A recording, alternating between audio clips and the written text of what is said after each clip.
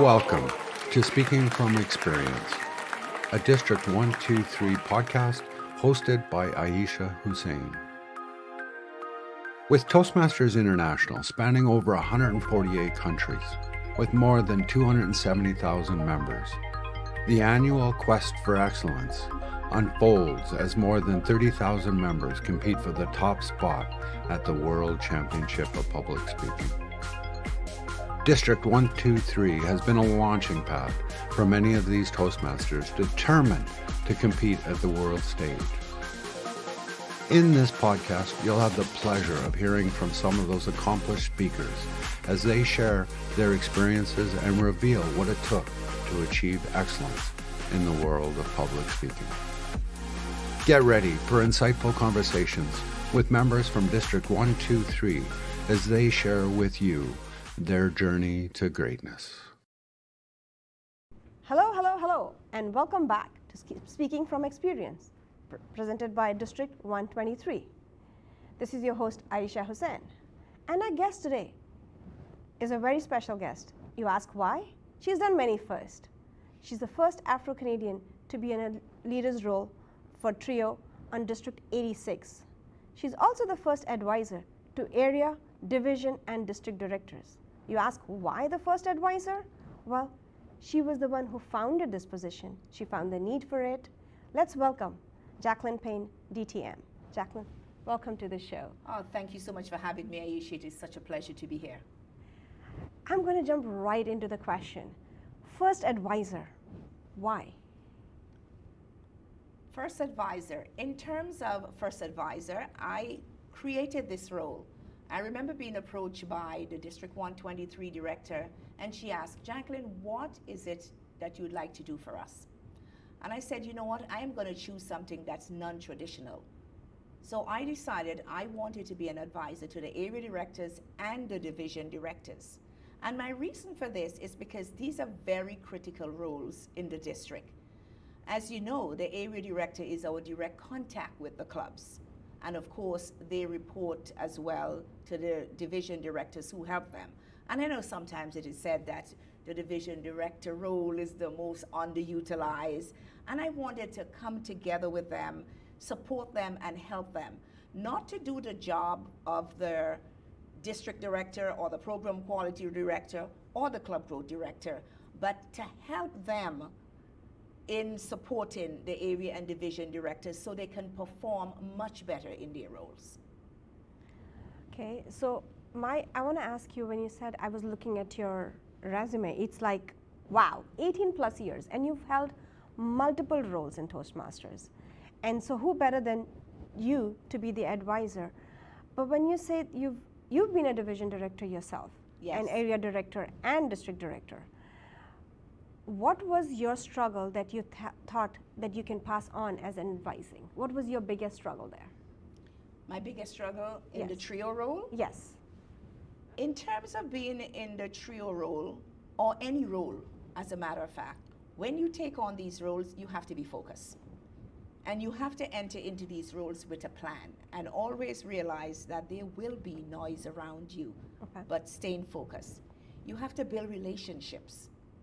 And that is not with your core team, as well as the other members within the district. It is important because I'm always of the opinion, if you want people to support you and work with you, you have to support them as well. You have to understand them, spend some time and find out, as you may say, what gets them up in the morning. Yes. Why Toastmasters? Why do you want to be here? And then you're able to guide them. And I find if you step up and help them, they would be more than happy to help you at all times. So I've had the pleasure knowing you outside this meeting as well. And I've found you very helpful and supportive, not just in your role, but in general when we've met at conferences. I want to understand, is there any organization outside Toastmasters that you give your time to? Right now, I am a member of the Congress of Black Women. Okay. But before that, I was also a member of Junior Chamber International before I joined Toastmasters. So I came into Toastmasters with that background. And when I came to Toastmasters, I came with a plan from that. As I always said, I'm a woman on a mission. And what I like about being in different organizations outside of Toastmasters, the things that you learn here, you're able to take it into these organizations and help them. Because there are so many good things that you get in Toastmasters, how to be a better leader, communicator, how to run effective meetings, evaluations, things like that. And I find sometimes in some of these organizations, these things are lacking. So when we learn these things here, we're able to go out now and help to support them better. And that is one of the reasons. Plus, I always wanted to be of help to the people in my community, within the Black community itself.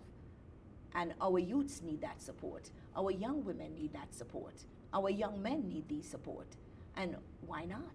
Take your learnings and help others. And I know Toastmasters encourages us to do things like that. You actually jumped right into my next question. I was going to ask you how Toastmaster has helped you outside Toastmasters, and you said communication and leadership, which resonates so well with me. I'm in a finance industry, and someone may be very good with what they do skills, but you put them in full of a room and say, can you present your slides, and they don't know where to begin. So I feel that Toastmasters and being able to speak here really helps that. But outside Toastmasters and professional, would you like to shed some light on, does it help the art of communication that you learn here in your personal life as a communicator in general, when you're having a conversation with your children or social life with your friends? Does that move that forward as well? It helps tremendously, because what I find, all the things that I learned, and while I'm learning as I'm in Toastmasters, of course, your kids are listening to you. Right. You know, when you're giving a speech, you have to practice it. Yes. I can tell you, even when my children were small, even before Toastmasters, I would put them on a chair, they would sit, and they are the ones who would be listening to me practicing. And they were my audience applauding. And what I find is the things that I do in Toastmasters, my children are watching as they have grown now, and they're learning from me. I can't even slip up at home now. It's like, Mom, that's not being a good Toastmaster. You know you're not supposed to say that. You shouldn't be saying any you know, they know about the filler words. And I know it works because right now, my daughter does a lot of presentation at work. And she gets a lot of kudos for how she presents. She says, Mom, I am so thankful to have you in my life because I've learned so much. It's like I am one of those special Toastmasters then. You know, like Toastmaster by association. Honorary member. An honorary member. This is how it is with her, because she's learning all these things. And I was so proud of her, even when she gave a speech when she got married. No filler words, no nothing. And you would not believe it. When she was done, she came up to me and she said, Mom, did I use any filler words? I said, no, girl, you did well. So I know what I've learned in Toastmasters. It is helpful to my family and the people around me. They can see the difference and what it has done. I totally can resonate, especially the part where you said your children applauding. They are my first cheerleaders, and they get to go through all my speeches, and there are times when I think I've overdone it, and they go like, Mom, save some for the stage. That's right, that's right. So it's a very, I totally agree that Toastmasters has not just fulfilled me as a speaker or helped me professionally, but even in my personal life, it has been a very, very positive impact. But saying all of that is amazing, but as a woman in general, I realize we have full-time jobs, full-time caregiving as a mother and, you know, a house provider. Along with that, how difficult was it when your kids were young, especially, to juggle this? I'll tell you what I did. I got really smart with my children. Whenever we're having functions, I took my children to the functions with me.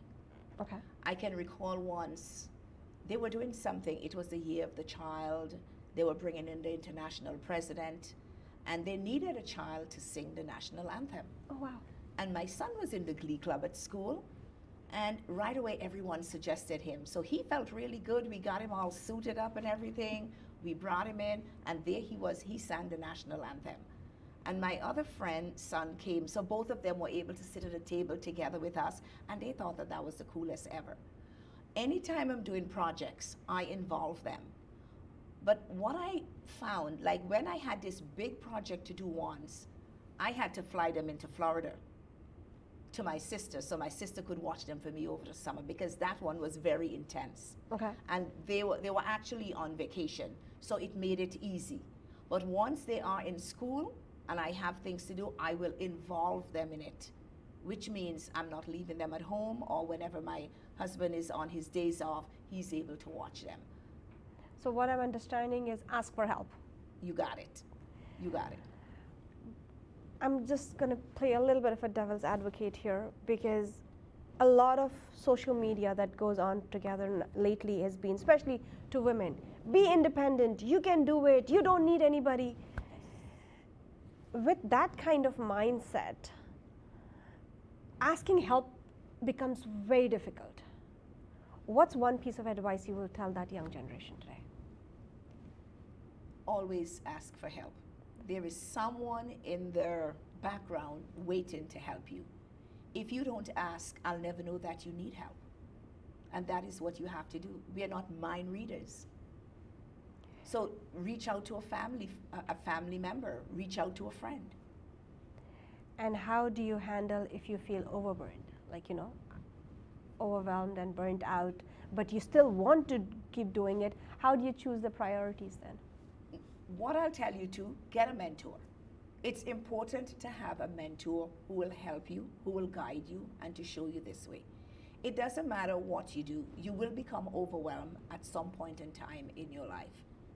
I know it's always easy for us to say, oh, well, stay focused, you have your plan, work with the plan, do all these things. I'm an individual.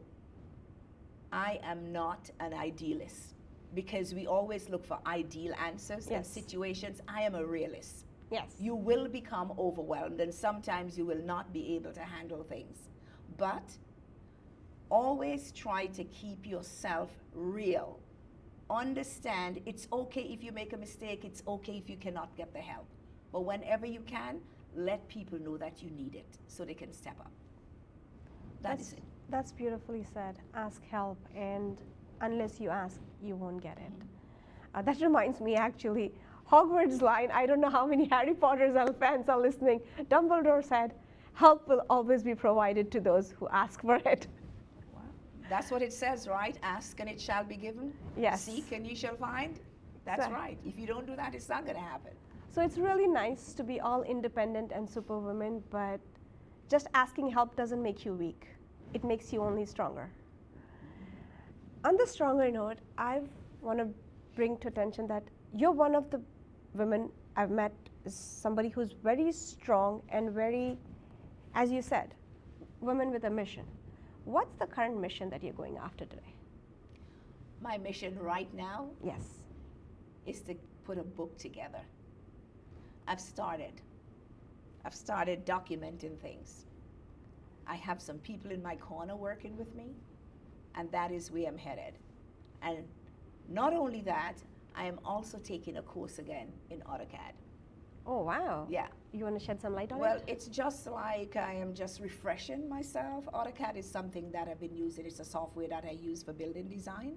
I have been doing that for years, and I just wanted to upgrade myself now with it, because there are so many new features that's not coming with the software. They have different versions every time. So I said, you know what, I just want to be on top of my game, because I'm an individual. I do not sit still. I'm always learning. I will be forever learning, and I'm not afraid to step up.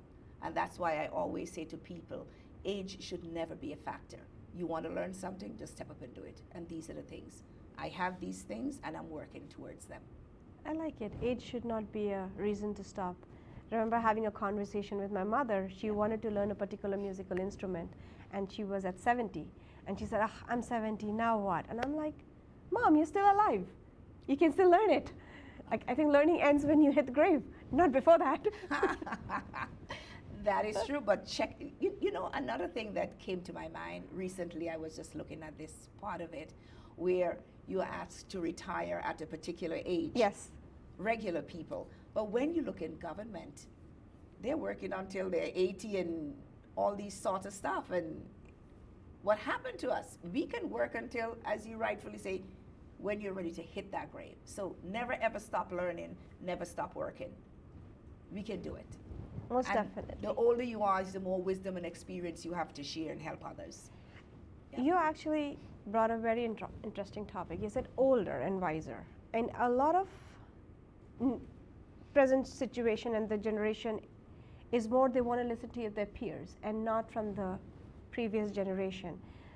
So two questions I'll ask you. One, advice to peers, why they should listen. And second, I've also noticed not all the wiser people are ready to share their knowledge for whatever reason, because they're still pursuing their own dream or they're still busy. What would you say that, hey, if you've reached that, share it, pass it on? And second, to the younger generation, why they should listen? I personally believe that we should share with the younger generation. Yes. And it starts at home. It's not like people are just going to get up and share things with you. Sometimes you are lucky to find that. Right. But this is something that I practice at home. I always let my children know we are their best friends. Yes. My husband and I are their best friends. If you need advice, you come to us. And the reason I'm saying this, I know everybody don't have great parents, but when you're a good parent, your children, I am not saying that they're going to listen to everything you say, because we know that that is not That's true, not happening. no matter how good you are. But I personally believe children, we have to start teaching them early to listen when you have good parents, because your parents want to guide you. And if we instill this in them, when they get out in the public or with their peers, they would not be easily led astray, because they know I have a safety net at home. I have someone that I can trust when I speak to them. Because That's- your friends are going to tell you what you want to hear. Yes. Your parents are going to tell you the truth. But are Okay. they really your friends if they're telling you what you want to hear and not the truth? You may think that they are your friends, no matter what. You know, kids, they always have a friend. It doesn't matter. That's my friend.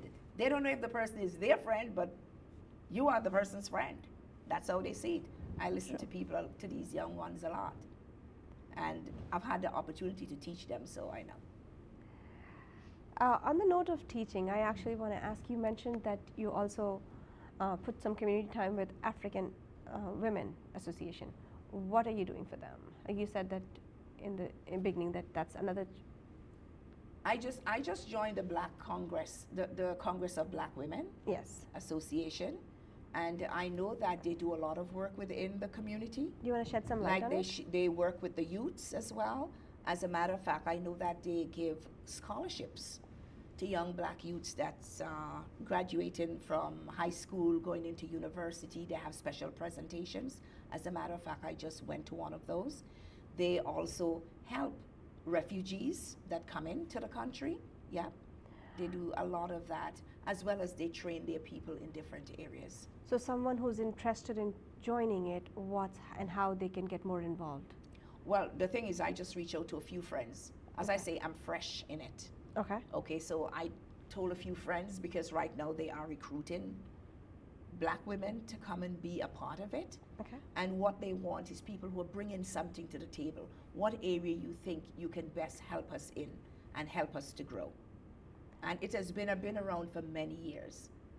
But sometimes you may have not heard of it, but no time is a bad time. Anytime you decide to join that association, it is the right time to step up and help. How important is the work and this association helps in the growth? And you said scholarship, that's amazing, but how other, like what other things the association does in empowering them? They offer workshops. Okay. As I was mentioning, they Okay. offer workshops. They bring in professional people from outside to come in and do special presentations and facilitations for them as well. Yeah. That's beautiful. How important is, because this is making me think about community and how important it is that this kind of community exist in growth of humanity? Well, we have them around, right? There are so many groups like this, not only in Canada, but within the Brampton community. And even just to get back to the Congress of Black Women, that you were talking about, they have many chapters. They have a Mississauga chapter, a Brampton chapter, Ajax. It's all over. It's in the different cities. They have them there, so which means they're looking for their young people. They're looking for the older ones. They want to empower them. They want to step up. They want to be role models within the community. They're here to be good examples for the Black youths, because every culture has its own group. And this means that they too have their own groups where they can help their own people. When you talk about culture, this question just popped into my head is, in Canada, there are a lot of immigrants. Mm-hmm. How important it is to preserve your culture while adapting to new? What do they say, when you're in Rome, you do as the Romans do? Yes. But I think it is important to keep your culture. It is important to keep it, but at the same time, we have to respect the countries. What is there? We can't try to override it. To me, your culture is for you when you get into your group of people and you're practicing what you're accustomed to do. But when you get out there, there are others, and we need to learn to embrace others and embrace their culture. And hence the reason why we talk about this cultural intelligence. That is, you need to understand others in order for you to know how to relate to them. So would it be okay to say that it's be proud of who you are, but acceptance of all, irrespective of race, gender, or religion? Absolutely. Absolutely. And I think that's a very beautiful note to end on. That's something a value Toastmasters as well teaches us. Acceptance for all, irrespective of your race, gender, and religion. Jaclyn, it's been an honor to have you as our guest. Can you please leave a nugget for the audience? Today, I'll share with my audience a quote that I have from Maya Angelou, and that is, when you get, give. When you learn, teach. And this is something that I have been doing all my life.